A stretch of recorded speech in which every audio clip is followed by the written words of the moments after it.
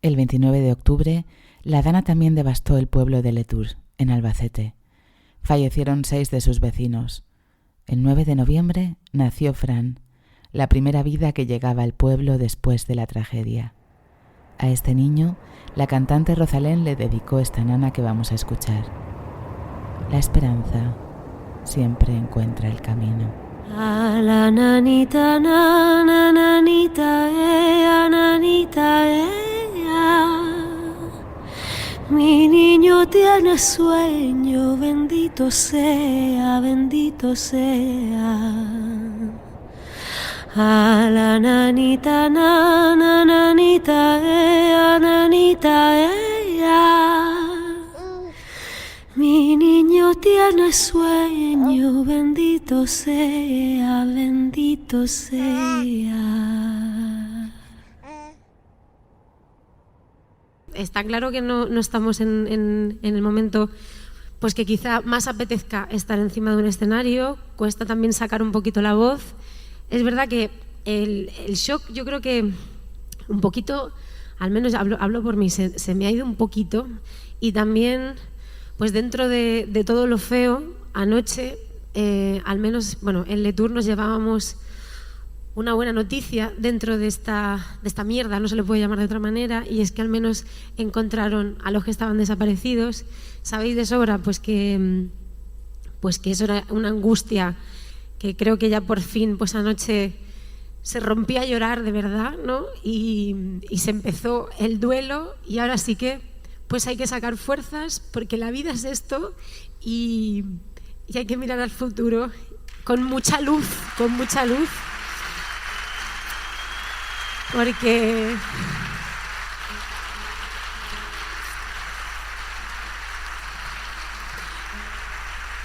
porque sabemos de sobra la fuerza de la naturaleza es inmensa, pero la fuerza del ser humano también lo es. Entonces, pues ojalá que de estas cosas siempre saquemos el lado bueno. Esto creo que es una de las cosas del lado bueno del mundo. La cantidad de voluntariado de gente que se está volcando. Buenos días, buenas tardes, buenas noches. Depende del momento en que me estés escuchando. Esto es Voces del Diluvio, un podcast de La Ilusionista para la memoria colectiva de la Dana del 29 de octubre, escrito, dirigido y editado por Carlota Garrido. Se trata de un proyecto colaborativo y abierto a la participación de todas las personas afectadas por la Dana y de todos los sectores de la población implicados en la catástrofe. Desde este micrófono quiero dar voz a las víctimas del desastre, dimensionar el alcance de sus efectos, visibilizar a los colectivos más olvidados, pero también servir de herramienta para la reflexión y el análisis de todo lo ocurrido el 29 de octubre y sus días posteriores.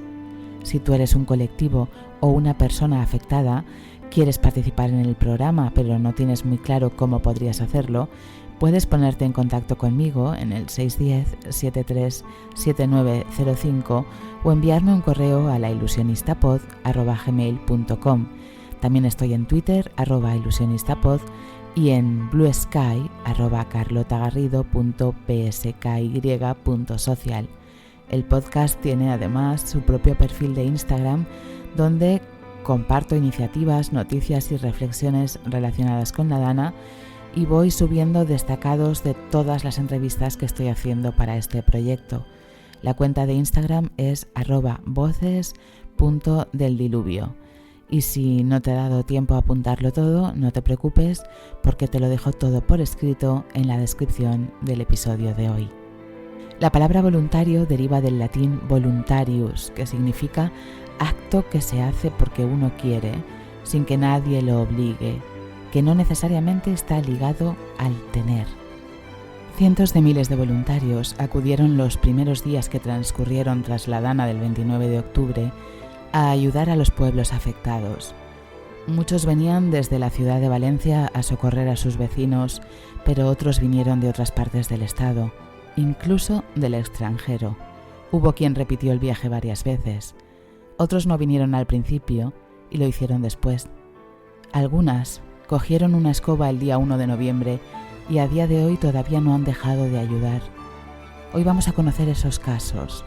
Son las voces imprescindibles de la Dana, las que hicieron posible que la vida continuara cuando todo se creía perdido, las que le devolvieron a los afectados la esperanza en la humanidad cuando las instituciones se retrasaban, las que no dudaron ni un momento en dejar incluso sus casas, que también estaban afectadas, para ponerse manos a la obra a ayudar a quien lo había perdido todo.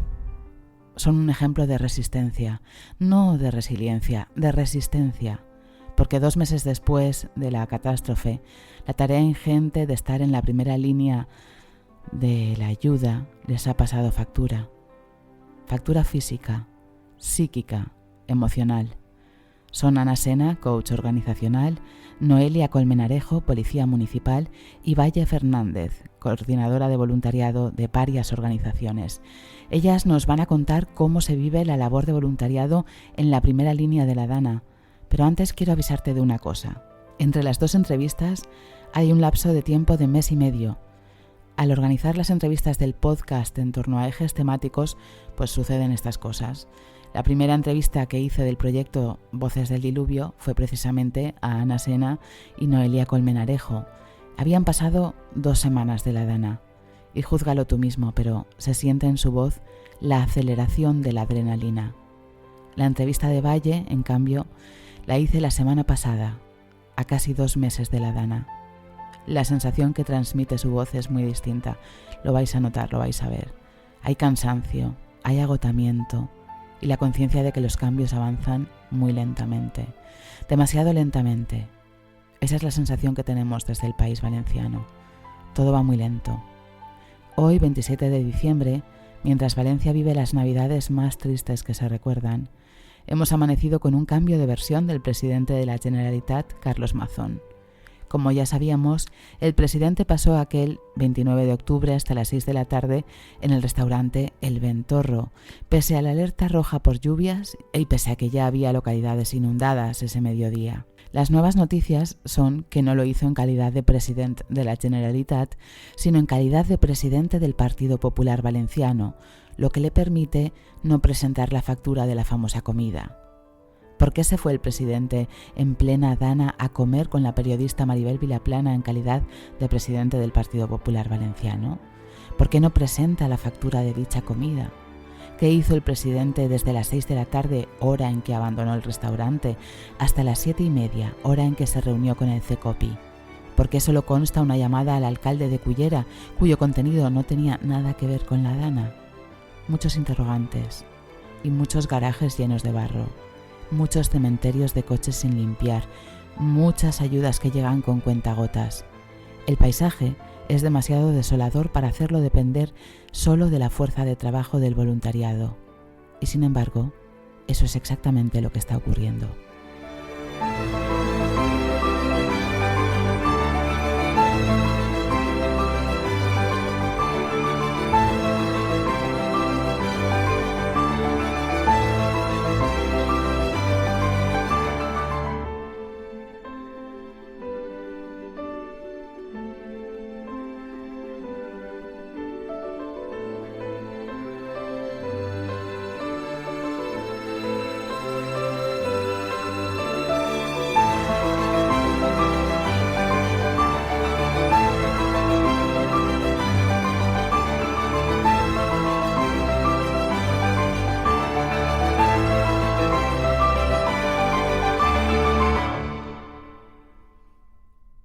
Hoy estamos hablando con 2 personas que han estado implicadas desde el principio en las labores de ayuda, de coordinación en el municipio de Torrent.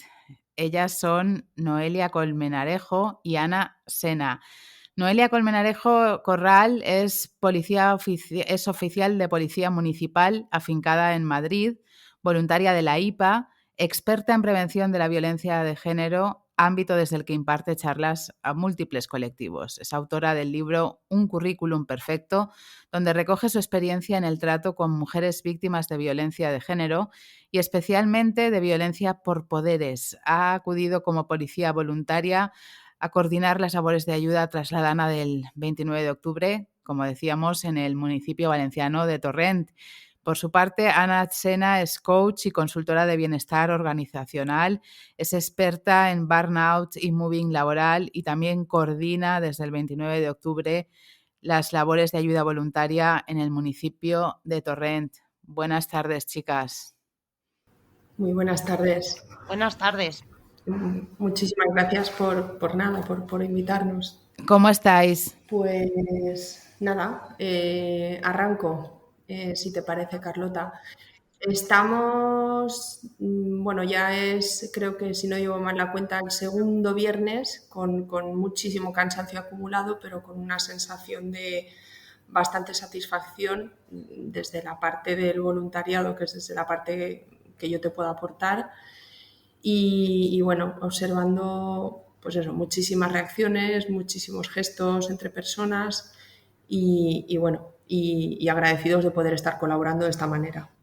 Pues yo también estoy impactada, ¿no? Por todas las emociones que he podido sentir. Los primeros días tras regresar de Valencia me decían, ¿cómo estás? Y yo decía, dime la emoción que sea que te voy a decir que sí, porque sentía todas, no sabía cómo definirlo. Pero coincido con Ana que me siento satisfecha del granito de arena con el que he podido ayudar y también muy satisfecha, muy feliz de haber podido conocer a Ana porque gracias al haberla conocido, creo que juntas hemos podido crear algo muy bonito que desde que yo me marché ha continuado ella y se merece, vamos, todo el agradecimiento, todo del mundo de ella. Y este agradecimiento, esta amistad que ha surgido, de la que luego hablaremos un poco, quería saber un poco antes de vuestra trayectoria personal individual, ¿no? Noelia, a ti, la Dana, ¿cómo te pilla? Tú eres voluntaria de la IPA, cuéntanos exactamente un poco qué es la IPA. Pues a ver, IPA son las siglas de International Association Police, Asociación Internacional de Policía. Es una asociación que, bueno, mucha gente no conoce, pero en verdad es bastante amplia. Tiene más de 400.000 personas en 61 países y se fundó en Reino Unido en 1950. Básicamente de lo que trata IPA o su lema es servicio por amistad. Y bueno, se sirven a los países del mundo y a sus compañeros el fomento de la institución policial en la sociedad. Se pueden hacer todo tipo de actividades, desde formación, ocio, asistencia personal y profesional, cuando viajan de un país a otro, y como por ejemplo la intervención de socios voluntarios en caso de necesidad humana, como ha sido esto. Nosotros, de hecho, llegamos a Valencia a solicitud de IPA Valencia. IPA Valencia nos pidió ayuda según sucedió todo esto y IPA Madrid pues empezó a movilizarse para acudir lo más pronto posible al lugar. ¿Y tú no te lo pensaste en ningún momento? Pues no nos dio tiempo ni a pensarlo, en verdad, porque son cosas que las personas que estamos acostumbrados a hacer cosas directamente no las piensas, las haces. Y obviamente la Junta de IPA lo empezó a organizar Barroso, Omar, el presidente Manuel Moreno y yo que también formo parte de ella, pues lo comentaron y por supuesto todos dijimos que sí. O sea, no dijimos que sí, lo empezamos a organizar directamente. Así que queda claro que tú has acudido a Torrent como voluntaria, no exactamente como policía municipal, ¿no? Sí, ha sido como voluntaria, ya que esto es una asociación sin ánimo de lucro. Es policías que sirven a otros policías, que ayudan a otros policías y mejor manera que ayudar que en este momento no habíamos tenido tampoco. De acuerdo, perfecto. ¿Cuál ha sido tu situación, Ana? ¿Cómo te pilló a ti el 29 de octubre en Torrent? ¿Recuerdas esa noche que estabas haciendo? Perfectamente, perfectamente y además fue muy curioso porque empecé a oír las noticias así un poco de manera paralela, más por Instagram y mensajes que por la tele, ¿no? No fui consciente de la situación, sí que vi las imágenes, creo que fueron de Chiva, y dije, ostras, esto pues está desmadrando un poco y tal.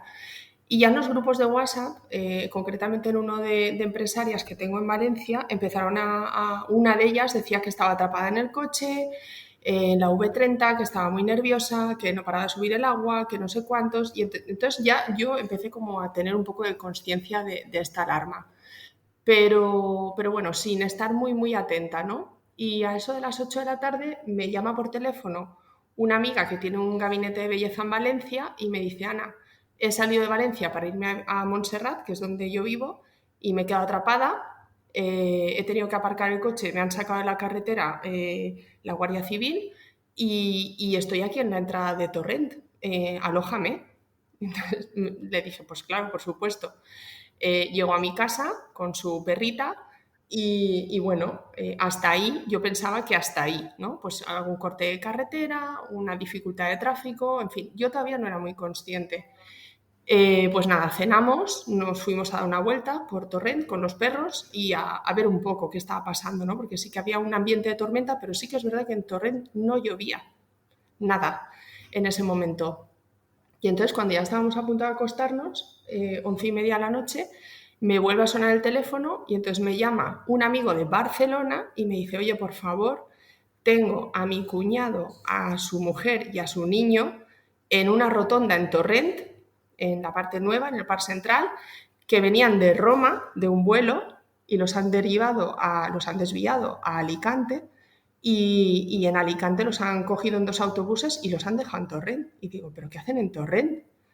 O sea, ahí yo ya era consciente del peligro, 11:30 de la noche, que habían corrido estas personas al haber sido trasladadas de Alicante a Torrent, en este caso, cuando era una de las zonas afectadas y además más a nivel de telecomunicaciones, de carreteras. Así que bueno, esa fue nuestra noche del 29. El 30 y el 31 estuvimos atrapados, entre comillas, en Torrent, porque no había manera de salir, todos los puentes, accesos, carreteras estaban absolutamente impracticables y hasta que creo que fue jueves por la mañana pudieron ya marcharse por sus propios medios con muchísima dificultad de tráfico, pues nada, se marcharon y muy bien, muy, muy agradecidos por la acogida, pero bueno, fuimos de repente 3 familias en mi casa con 2 perros y bueno, hicimos lo que pudimos, la convivencia fue genial porque, pues eso, en caso de necesidad es que, bueno, abres tu casa y bien. Pero yo ahí cuando yo los dejé, me di cuenta de lo que estaba pasando y de la gravedad del asunto por eso, por esa gestión emocional y por ese aguante que habíamos tenido durante esas 48 horas, porque nos desbordamos un poco al despedirnos, ¿no? El caso es que yo volví a mi casa y ya le dije a mi marido, vámonos a dar una vuelta con el perro que quiero ver qué ha pasado en Picaña, vámonos a pie. Nos fuimos a ver Picaña, las imágenes eran dantescas de la autovía y ahí fue cuando le dije, mira, yo mañana me voy a Paiporta. Me cojo el coche y me voy a Paiporta. Y entonces fue ya, creo que viernes, que empecé a ir a Paiporta a diario y fue allí, creo que el lunes siguiente, que coincidí con Noelia en el polideportivo donde yo estaba dando comida y ellos pues ya estaban prestando servicio. Y de una manera pues casual, a través de Paco, de una persona maravillosa de Protección Civil que nos conectó, ya me dijo, chicas, estáis una a disposición de la otra, sois equipo, adelante, Ana ayuda a Noelia, Noelia con tus chicos, y de una manera pero súper natural, y vamos, nos pusimos manos a la obra inmediatamente. O sea, fue genial, fue genial. ¿Cómo lo recuerdas tú, Noelia? ¿Cómo fue ese primer encuentro con Ana? Pues yo lo recuerdo como súper borroso, porque me acuerdo que, claro, las cosas allí cambiaban cada 10 minutos y yo no tuve como, por desgracia, por suerte, la oportunidad de, como Ana, verlo desde el primer momento. Yo llegué allí 3 días después, entonces, porque primero había estado otro coordinador, Barroso, que es el que se tiró a la piscina y llegó el primero allí y yo fui a hacerle el relevo. Pero claro, no era consciente, por mucho que veas en la televisión las cosas, de todo lo que había sucedido y de cómo estaban las cosas allí. Yo llegué allí y me dijeron, tienes 2 vehículos que ha donado la policía del municipio em, y tienes que hacer estas funciones. Y claro, cuando yo llego allí y veo pues el caos, soy consciente del caos real que estaba produciéndose. Entonces yo estaba un poco desbordada porque todo lo que me habían dicho que tenía que hacer y tenía que coordinar a un grupo de otras personas que venían de miembros de IPA, pues se fue de las manos. Entonces yo estaba, lo recuerdo como muy borroso, ese momento en el que Ana apareció en mi vida y Paco apareció en mi vida, porque para mí fueron como la luz. En ese momento empecé llevaba un día ya ahí dando vueltas a cómo era todo, em, viendo cómo se echaba tierra de izquierda a derecha y luego de derecha a izquierda, cómo se trasladaban alimentos a lo mejor del punto A al B y luego del B al A, y todo el mundo con la mejor intención del mundo, pero yo veía que todo eso estaba, no tenía sentido lo que se estaba haciendo. Y aunque obviamente había puntos de coordinación de todo esto, pero claro, el exceso de ayuda, pues al final estaba muchas veces ocasionando un caos. Así que conocí de repente a Paco y Paco me presentó a Ana, que ella ya llevaba unos días viendo lo que era todo.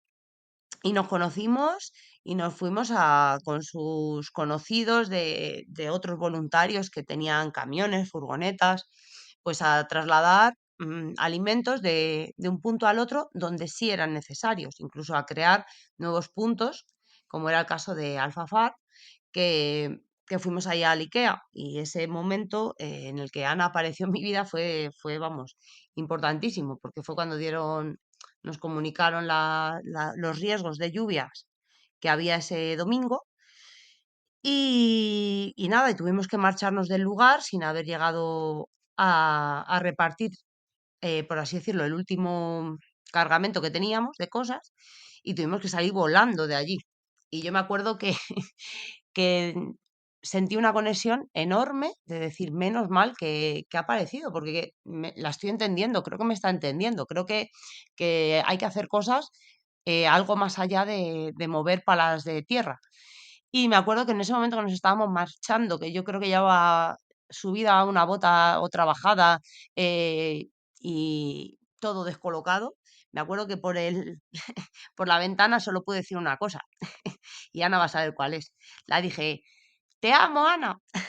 Y ese momento fue como una conexión que dije yo, menos mal que la he conocido porque me aportó un poco, ella junto a Paco, me aportaron un poco lo que yo necesitaba para poder entender lo que estaba sucediendo y poder ayudar respecto a todo. Me parece súper emocionante esto que estáis contando.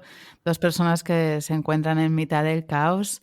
¿Era tal el caos que había realmente, chicas? Era tan... Sí. Absolutamente, absolutamente. Era, como bien ha relatado Noelia, un despropósito, como un exceso de energía mal canalizada, como todo el mundo queriendo hacer de todo sin ningún orden. Y no sé, yo creo que ante las crisis logro concentrarme y logro calmarme. Y entonces yo creo que lo que ellos veían en mí era alguien local que tenía, no lo sé, los conocimientos básicos de decir, oye, pues vamos por esta carretera del campo, que aquí no va a haber ningún corte y vamos a llegar rápido y vamos a organizarnos así. Ya yo no soy, vamos, no he estado nunca coordinando algo así, jamás, ni tengo ninguna noción de nada, pero a mí al revés, ellos me aportaban la confianza de que yo estaba en buenas manos y yo me sentía súper integrada y súper escuchada. Y yo creo que eso fue lo que puso orden en el desorden, así como de una manera muy natural. El decir, oye, nos necesitamos de una manera súper positiva, nos reconocemos, ¿no?, las capacidades de uno y del otro y lo ponemos todo a disposición de esta crisis, ¿no?, de solucionar de la manera más eficiente y más óptima y más rápida y tal. Yo también, al ir acompañada de cuerpos de seguridad, decía, para mí, ¿qué me puede pasar? O sea, en ese momento IKEA, que ha nombrado Noelia, había una alerta roja y una orden de regresar, y más ellos que tenían como la información más actualizada, ¿no? Y vía interna de ellos, oye, que hay que salir de aquí corriendo, vámonos, no sé qué, entrar al Fafar ni de broma, ni se os ocurra, nos vamos todo el convoy. Yo te quiero contar que en ese momento hubieron algunas pequeñas crisis con personas que nos acompañaban de asustarse mucho. Yo estaba absolutamente confiada. ¿Y en algún momento sentisteis el agotamiento físico y mental que conllevaba toda esa tarea descomunal? Sí, absolutamente. Yo creo que a mí me pasó el viernes pasado, concretamente, después de 2 semanas, más o menos. Pero, vamos, yo estoy acostumbrada a estudiar este tipo de cosas y a conocer este tipo de reacciones a nivel también físico, ¿no? Y ante una situación de estrés, pues tu cuerpo, entre otras cosas, segrega adrenalina a tutiplén para que puedas responder y para que puedas estar atento y tal y tal.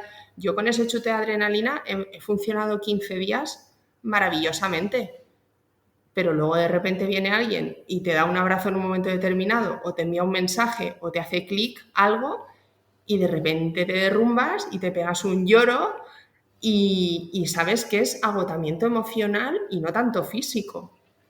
Pero bueno, yo creo que si tú eres capaz de autorregular un poco y ser consciente, pues yo siempre digo la imagen de la olla express, ¿no? De que está el pitorro ya a tope y le das al botón y suelta un poquito y te permite seguir, ¿no? Pues yo tenía esa sensación casi todos los días cuando llegaba a casa y un poco recapitulaba internamente lo que había sido el día y las personas que me había encontrado, lo que habíamos podido hacer, lo que no, la frustración o el éxito, ¿no? De decir, ostras, esto qué guay, ha salido súper bien, o tal, o escribir por la noche un mensaje a Noelia, oye, y tal, y esto. Yo creo que eso nos ha ayudado a mantenernos altas de moral y físicamente también, pero sí que es verdad que físicamente pasa factura, ¿eh? Pasa factura de una manera, vamos, brutal, porque el cuerpo también está, tanto a nivel mental como físico, haciendo un sobreesfuerzo enorme.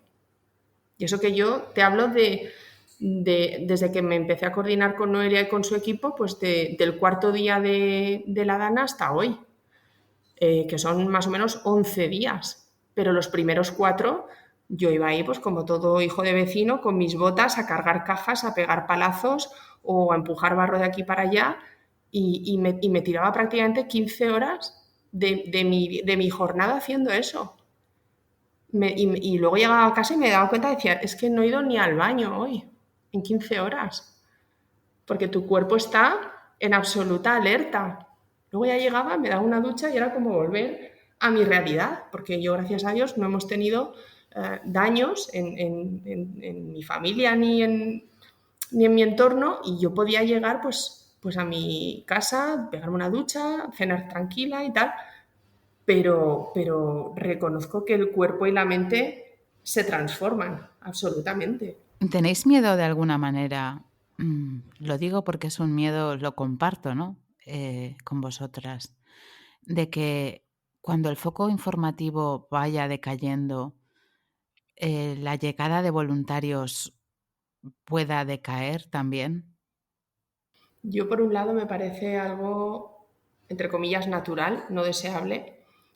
Creo que por un lado es lo que puede pasar, pero por otro lado también es verdad que la gente que viene y logra trabajar, por eso es tan importante a los voluntarios coordinarlos bien para que no se frustren y no se vuelvan a Madrid, a La Coruña, a Sevilla, a Zaragoza. Es que está viniendo gente de toda España y lo peor que pueden hacer es volverse frustrados, porque se vuelven frustrados y dicen, allí hay un caos que no hay quien se aclare y he perdido mi tiempo y he perdido dinero y he puesto muchos recursos y no me ha servido de nada, no me siento bien.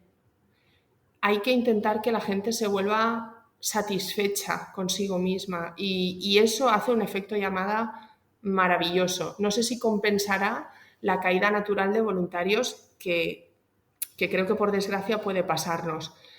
Yo sí pido algo siempre en redes o en amigas o amigos que me escriben de muchos puntos, siempre les digo lo mismo, no nos olvidéis, llámame de aquí un mes, llámame de aquí 6 semanas y yo te diré qué necesito, porque seguro que serán manos y si hay algo más yo te lo diré, pero manos, pero de aquí, pues eso, cuando baje un poco, ¿no? El subidón. Sí que tengo miedo pero también estoy viendo que voluntarios que ya han venido los 2 fines de semana anteriores nos están haciendo de lanzadera a amigos, a familiares y demás que de repente pues toman más conciencia todavía con esos relatos personales de lo necesario que es todo esto. Porque hay muchísimo vídeo, muchísima información, muy inspirador, pero yo creo que lo que más te toca es que te lo cuente al de al lado, ¿no? Pues yo opino que obviamente el caos del principio, con todo lo que conlleva, lleva pues a que todo el mundo le salga a ayudar, sea coordinados o sin coordinar. Entonces, efectivamente, la frustración yo creo que era inevitable. Pero ahora, como bien dice Ana, ya no estamos en esa situación. Entonces, creo que la frustración en las personas y los voluntarios que van allí también disminuye. Y creo que es muy bonito porque entre una de las cosas, de las conclusiones que yo escribí cuando volví, cuando regresé a Madrid, porque el ser humano en sí es bueno. Yo creo en el ser humano. La esencia del ser humano es así. Fuera de que a veces pues existan egos, culpas, miedos y un montón de circunstancias que pueden dificultar las cosas, ¿no? Pero el ser humano quiere que el ser humano viva. Y muchas de las personas que hemos estado allá ayudando, efectivamente hemos aportado nuestro granito de arena. Pero lo que yo digo, cuando tú ayudas a alguien, la bondad, el ayudar, el empatizar, la riqueza interior que genera dentro de uno mismo es superior a todo lo que tú hayas podido ayudar. O sea, lo que yo me he llevado de allí ha sido mucho más que lo que yo he dado. Y considero que he hecho buen trabajo, pero creo que aún así yo me he llevado muchísimo más. Con lo cual, ese es el mensaje que la gente debe de tener. Porque yo creo que es así. Lo bonito que era cuando te cruzabas con la gente por la calle y no, como también puse en el texto, la gente no decía hola, no decía adiós, simplemente dábamos las gracias unos a otros, nos dábamos abrazos, nos decíamos eh, cosas bonitas, nos emocionábamos. Vamos, eso, el ser humano quiere eso. Luego, que todo se puede confundir, puede ser un caos y pueden suceder millones de cosas, por supuesto, pero la esencia de todas las personas que vamos allí a ayudar y que obviamente yo volveré cuando sean las circunstancias más, cuando sea más necesario, porque creo que hay que canalizarlo, efectivamente, no ir todos de golpe y luego dejar de ir, sino ir yendo, pues, poquito a poco. Pero yo creo que todo el mundo que vaya a ayudar va a sentir una energía tan buena que merece la pena hacerlo, aunque sea, como digo yo, egoístamente, porque es que te llevas mucho más de lo que dejas allí. Tremenda conclusión. La verdad que es así. Por un lado, yo creo que los primeros días todos teníamos esa sensación desbordante de querer lanzarnos a las calles, a los puentes, ese puente de la solidaridad que cruzaron miles de valencianos ataviados de lo que pillaban por casa para lanzarse a ayudar a los pueblos de cualquier manera, ¿no? Como decíais vosotras al principio, como era de cualquier manera. Y luego ya poco a poco se han ido estableciendo esas coordinaciones en las que vosotras dos habéis estado tan implicadas y habéis sido pues tan necesarias. Muchísimas gracias, Noelia, Ana. No sé si queréis aportar algo más, alguna enseñanza profunda que os haya dejado esta terrible dana del 29 de octubre.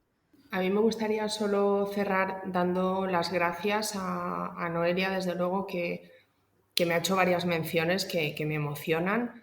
A Paco, porque para mí yo lo he bautizado como Paco Dios, porque era levantar el teléfono y Paco te ayudaba, te solucionaba, y no hablo en pasado. Yo sigo en presente con esta sensación y quiero darle las gracias a los miles de voluntarios que están viniendo, que piensan venir, que se están frenando por venir, pero sobre todo para mí la reflexión final es que tengamos conciencia de la resiliencia del ser humano, de cómo nos crecemos y sacamos recursos de donde pensamos que no los tenemos, de donde descubrimos partes propias que estaban ahí, que siempre han estado ahí, y sobre todo el poder de la compasión para con el otro, el no quedarme en me da pena, sino me pongo en acción y te ayudo a salir de ahí, te ayudo, te acompaño. Para mí, compasión y resiliencia. Y yo ya creo que he hecho un poco la, la conclusión antes, no me he adelantado a que hicieras la pregunta, pero por aportar algo más de compasión y resiliencia, que estoy completamente de acuerdo, voy a decir la palabra amor, porque todo lo que no es amor es otra cosa, pero todo lo que ha pasado allí en estos días ha sido amor. Y me voy a quedar con esa palabra. Y por supuesto, el amor que siento por todo lo que he visto bonito allí y el agradecimiento a Ana, igualmente a Paco. Yo el primer día le puse Paco el máquina y, y así son los dos, pero agradecida también a IPA por, por haber formado, organizado y darme la oportunidad de coordinar los grupos que estuvieron los días que estuve allí y agradecida a cada una de las personas que me han aportado, que no han sido, no las puedo contar con los dedos de una mano, sino no solo los voluntarios que han ido allí, sino las personas que estaban dispuestas a facilitarte información, ayuda y todo. Entonces, como siempre digo, ¿pude hacer las cosas mejor? Sí. ¿Las hice todo lo bien que podía? También. Entonces siempre me gusta terminar todas las conferencias en las que hablo, por así decirlo, con las palabras perdón y gracias. Perdón porque pude hacerlo mejor y aprendo de mis errores y gracias porque para mí las gracias es todo este amor del que estaba hablando. Compasión, resiliencia, amor y gracias.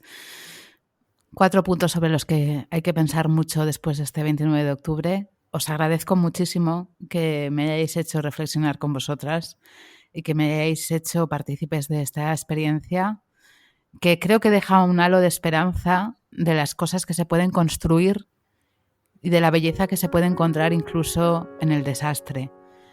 Sois un ejemplo de eso y os lo quería trasladar. Un abrazo, Ana, un abrazo, Noelia. Gracias por formar parte de Voces del Diluvio. Te amamos a ti también. Te amamos.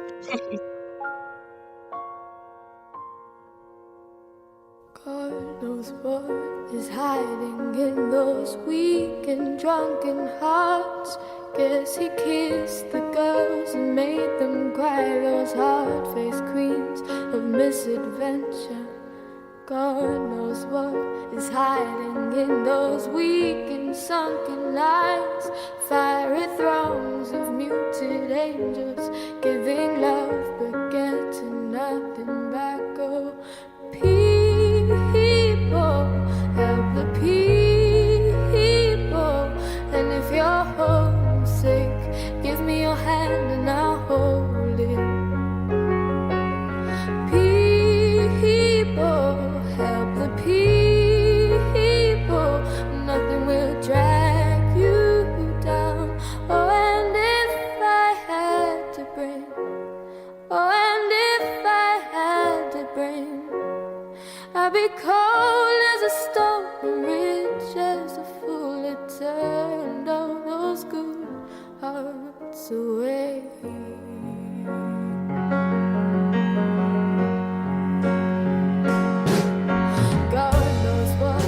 Y hoy en este día muy ventoso en Valencia, lo digo por si oís algún ruido de fondo, en mi edificio se ha soltado uno de los techos de la azotea, así que puede que suene de fondo alguno de estos sonidos, pero hoy en este día ventoso tengo al otro lado a Valle Fernández. Ella es una de las voluntarias que ha estado desde el principio a través de la organización Joves y Solidaris, es coordinadora medioambiental de Joves y Solidaris, una organización que actualmente está centrada en la coordinación de ayudas a los afectados de la Dana, pero Valle también es voluntaria de otras organizaciones, es voluntaria de Mamás en Acción, ayudando en el cuidado de los niños tutelados en hospitales, también es voluntaria de Amigos de la Calle, ofreciendo comidas a las personas sin hogar, y también es voluntaria de la organización Shalok y Bioagradables, que realizan una labor medioambiental de limpieza de las playas. Ella es una persona muy especial. Buenos días, Valle. Buenos días, Carlota. ¿Qué tal? ¿Cómo estás? ¿Cómo te encuentras? Pues estoy, lo primero, encantada de poder charlar contigo un ratito y me encuentro más relajada, tengo que decirte, que después de casi 2 meses me encuentro un poco más relajada. Porque has estado malita a raíz precisamente de todas las tareas que has estado haciendo de ayuda en la Dana, ¿no? Sí, estuve ahora 2 semanas o así en el hospital muy malita porque, bueno, pues la labor de limpieza, el barro, el lodo, todo lo que nos ha traído la Dana, bueno, no solo yo, muchos de mis compañeros hemos contraído una bacteria que nos produce en el sistema respiratorio pues como una pequeña neumonía. Y bueno, pues además cogí COVID, era como el pack. Y bueno, y entre otras cosas también un poco de ansiedad por todo lo que estábamos viviendo y estamos viviendo, porque han sido días muy duros. Cuéntame un poco, vayámonos al principio, ¿cómo te implicas tú en esto de la limpieza de los garajes, la limpieza de las casas afectadas por la Dana? ¿Cómo llega esto a ti? Pues primero decir que, claro, yo soy afectada de la Dana. A nosotros nos entró en casa el agua sobre las 6 de la tarde del día 29, porque yo vivo en Chiva. Y bueno, cuando tú estás en plena vorágine de esto que nos vino, solo piensas que te ha pasado a ti. Entonces, cuando sales a la calle, ves a tus vecinos y ves que toda la urbanización ha sido devastada por el agua, una vez que estás en tu casa, limpias y sacas el agua y ves a tus vecinos y ayudas a los vecinos que están solos, igual que me ayudaron a mí, pues poco a poco empezamos a formar un grupo de limpieza. Solamente, pues, como te digo, para la calle, para los más allegados, porque tampoco teníamos acceso a otras zonas y a otros pueblos. Pero una semana después, cuando nos dejaron salir, por suerte mi casa ya estaba un poco más controlada. Me fui a casa de una amiga que necesitaba también ayuda. Nos fuimos a limpiar sus garajes. Con la ayuda de Joves y Solidaris, que teníamos ya el grupo montado de limpiezas de playa, pues bueno, nos juntamos varios voluntarios que nos dedicamos a eso, a las limpiezas de barrancos y playas y tal, y nos fuimos a limpiar ese garaje.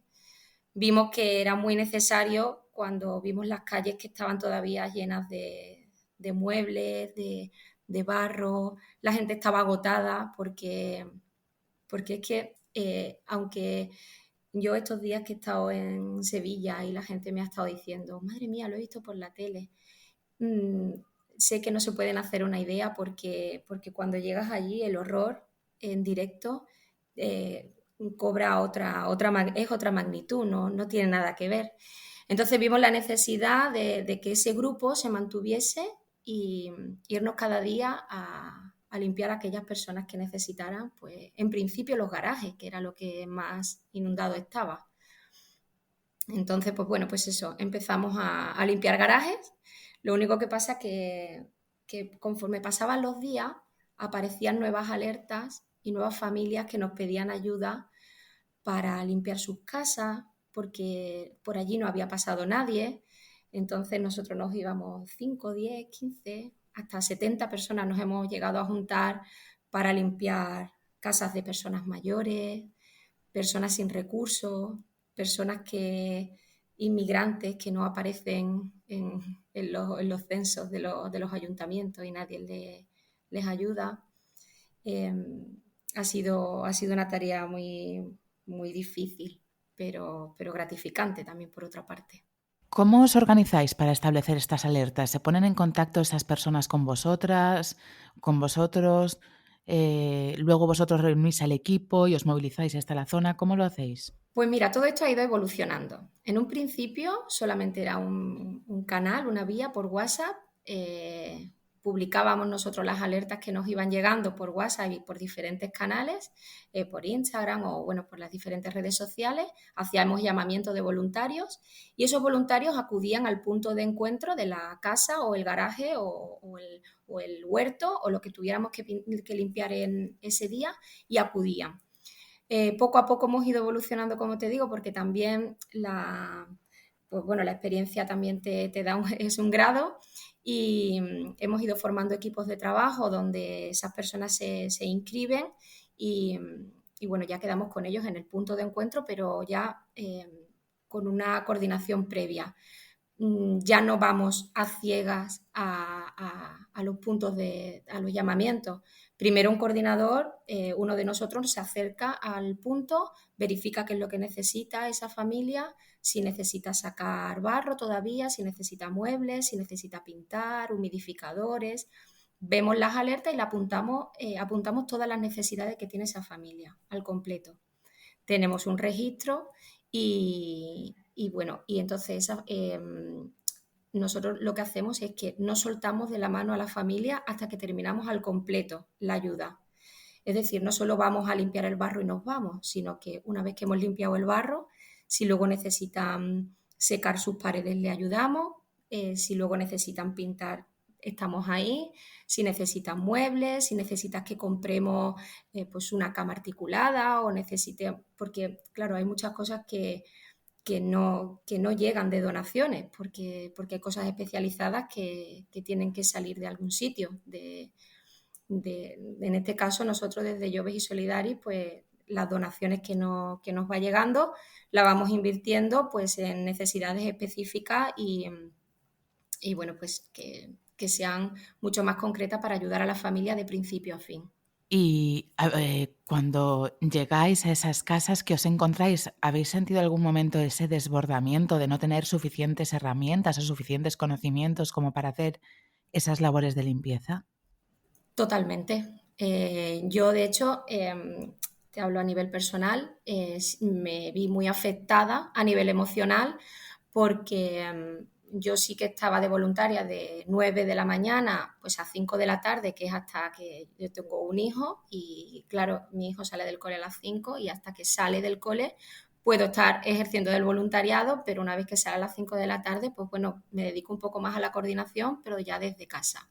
¿Qué ocurre? Pues que si tú ves a una familia donde tú llegas a verificar qué es lo que necesita o a oírla simplemente, a escuchar sus necesidades y ves que hay una persona mayor durmiendo en un colchón en el suelo, no te vas a casa hasta que no encuentras una cama para esa persona o si necesitan comida o si necesitan algún otro recurso que esté en tu mano, porque claro, no siempre está en nuestra mano llegar a todo lo que necesitan, porque al final nosotros somos personas civiles que no tenemos acceso a recursos y económicos sobre todo para poder ayudar y eso te llega a frustrar porque, bueno, a mí personalmente, como te digo, me afectaba muchísimo llegar a casa y no haber terminado lo que esta mañana tenía que haber hecho.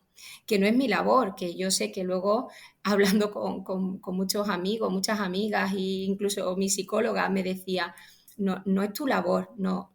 Pero yo siempre tengo como un lema, ¿no? Yo siempre hago mi parte y eso he intentado hacer mi parte. Y claro, pues eso, llegar a casa sin haber terminado o pensar que esas personas que están en sus casas no están igual de calientes que con calefacción en sus casas como yo. Te frustra el pensar que no has ayudado ese día a todas las personas que te han pedido de ayuda, pero claro, si bien es cierto que son muchísimas las personas que te piden ayuda de forma personal, porque al final el teléfono está en diferentes grupos y si hay una persona que piensa que le puedes echar una mano, te pide ayuda de forma directa y personal. Y cuando te llaman que tienen niños pequeños o que tienen personas mayores, que no tienen casa, ni puertas, ni camas, Pues eso a mí a nivel personal me ha afectado muchísimo. A nivel emocional, esa carga emocional ha sido muy, muy, muy difícil de gestionar. ¿Por qué ha sido tan difícil de gestionar? ¿Qué te sentías como responsable? Sí, me sentía responsable en ciertos momentos porque nos tocaba vivir, eh, eh, tomar decisiones que creemos que no nos correspondían, como, bueno, pues decidir si una familia se queda en una casa o se va a una residencia, de mm, sacar a personas de sus casas no nos correspondía a nosotros, pero como éramos nosotros los que veíamos, o en este caso yo vi personalmente familias que sí que necesitaban esa ayuda, era una decisión personal la que tenía que tomar de dar la voz de alerta o ayudar a esas familias para darles los recursos necesarios para continuar en sus casas. Y ha sido difícil. Eso es lo que me ha afectado a mí, tomar esas decisiones que no me correspondían y que esas personas necesitaban que tú las tomaras por ellos, porque no, porque no estaban capacitados, el shock en el que estaban inmersos y su momento vital no estaban preparados para tomar ciertas decisiones. Y creo que yo tampoco. Lo que pasa que, bueno, pues al final te implicas demasiado y toda esa carga te la trae, toda esa carga emocional la traes a casa y cuando intentas desenredar el nudo es completamente imposible porque es una maraña de decisiones y acciones que no está en tu mano, te tienen que ayudar, no es posible. Y en este sentido, ¿has recibido ayuda de instituciones o cómo os habéis sentido respecto a los organismos oficiales con todas estas decisiones y esta carga emocional? Pues yo me he sentido bastante abandonada. En muchas ocasiones hemos dado la voz de alerta a trabajadores sociales de los distintos ayuntamientos de las familias que nos hemos ido encontrando sin recursos.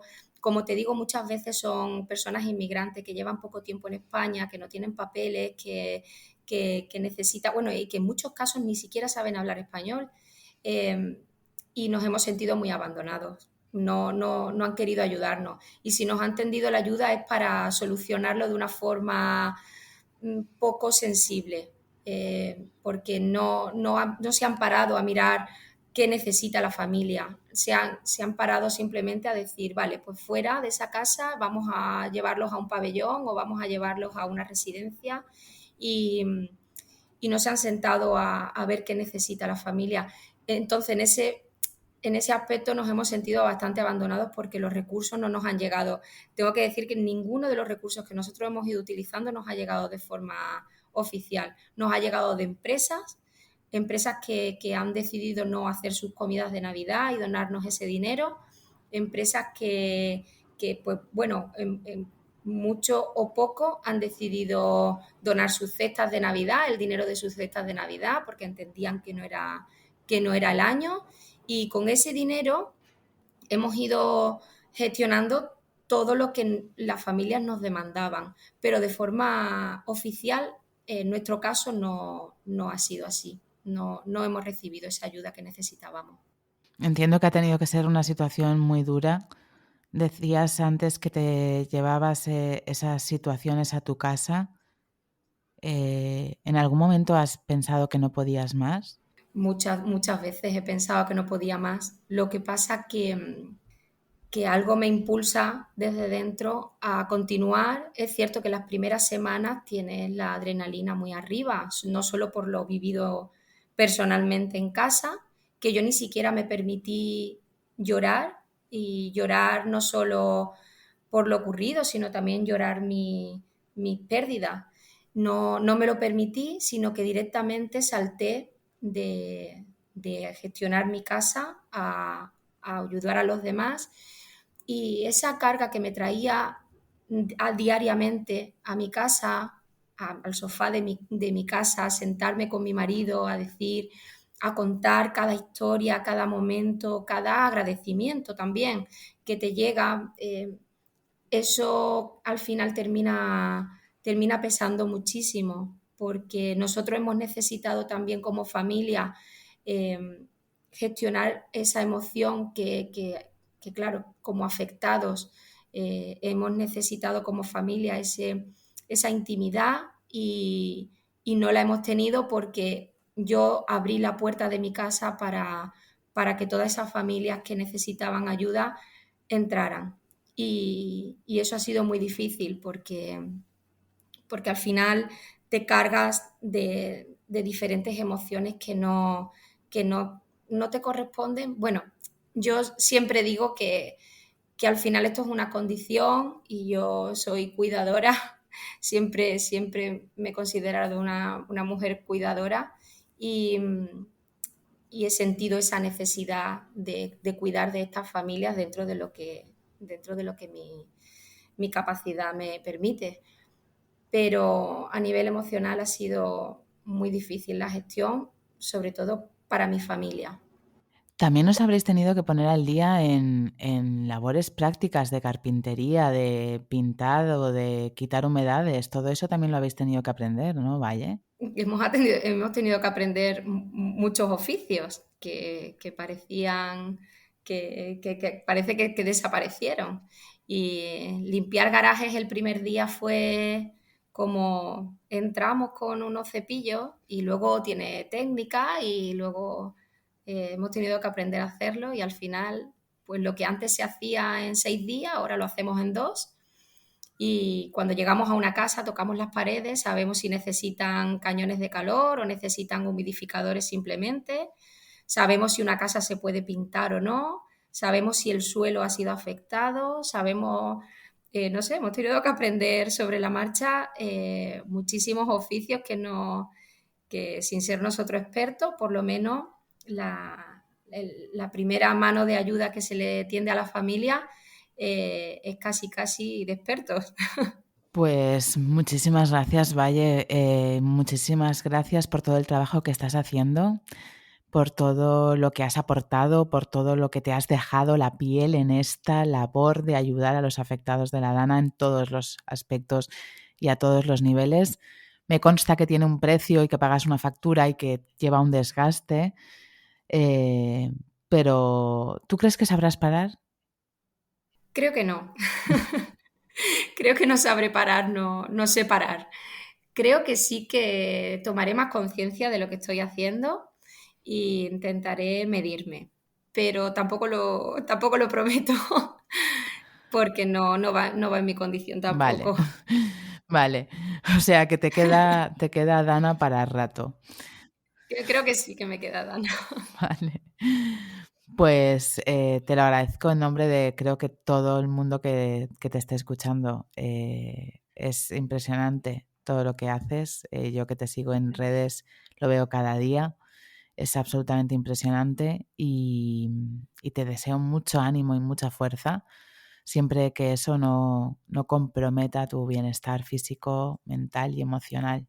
Gracias por estar ahí y porque muchas veces has tendido tu mano y has puesto tu hombro, que eso es muchas veces de lo que necesitamos también los voluntarios, que nos validen el sentimiento de angustia y de tristeza que también nos embarga en muchos de los días. Normal, totalmente normal, porque es duro vivir con la Dana todos los días, ¿no? Sí, es difícil salir a la calle y ver cada día lo mismo y que evoluciona muy paso a paso, muy poquito a poquito. Es frustrante, triste, pero bueno, es lo que sí que hemos avanzado, estamos muy orgullosos y muy contentos y ver también cómo las familias siempre tienen una sonrisa para ti y ellos lo viven, sorprendentemente lo viven bien, o sea, te sorprenden y te enseñan a cómo ser resiliente de una manera brutal.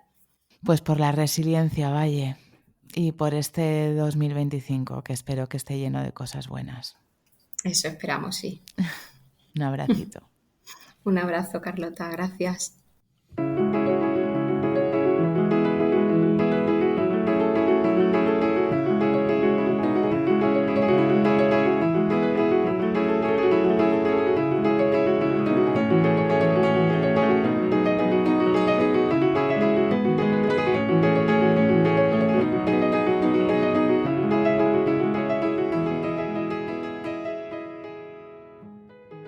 Y nos acercamos al final del episodio de hoy dedicado a las voluntarias. Me gusta mucho cómo define Valle Fernández su trabajo de voluntaria como si fuera un rasgo de personalidad. Las voces que hemos escuchado en este episodio tensan una visión entre dos polos, la angustiosa realidad de la Dana, de una parte, y lo mejor de la condición humana, de la otra. Si hay algo que nos enseña esta realidad poscatástrofe, o al menos que me está enseñando a mí, es que el paisaje que deja a su paso la emergencia es sumamente complejo, es poliédrico. Lo terrorífico convive con lo delicado, la vulnerabilidad va unida a la valentía y la podredumbre del barro no mancha a las almas cristalinas. Todo va mezclado, un tutum revolutum que intentamos desgranar en este podcast, Voces del Diluvio, un proyecto que continúa en 2025 tras un pequeño parón navideño. Desde aquí te deseo un feliz año nuevo y te recuerdo que este podcast está disponible en todas las plataformas de podcasting, en la web del periódico Levante y de todos los periódicos del grupo Prensa Ibérica. Nos escuchamos la semana que viene. Yo soy Carlota Garrido.